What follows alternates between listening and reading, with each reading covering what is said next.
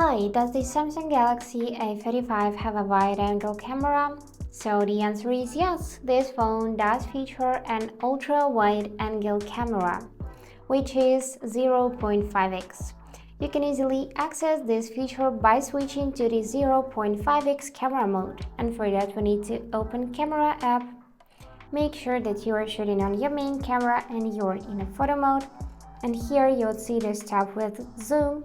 So now we are at 1x and we just need to simply tap on 0.5. And now we got our wide angle camera.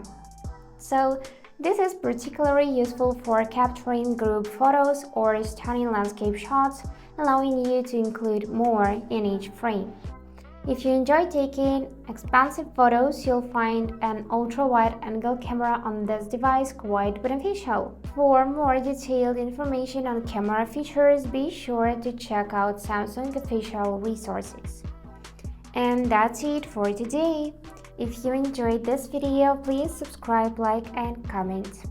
And I wish you all the best. Bye-bye.